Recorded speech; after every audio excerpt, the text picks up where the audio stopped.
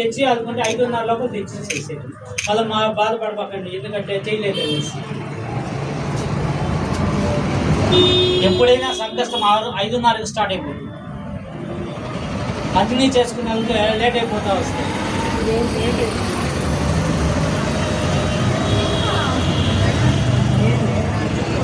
ఓం గదంగపేం శ్రీ మహాగణాధీశ్వర స్వామి నమః. స్వర్ణమంత్ర పుష్పం సమర్పయామి.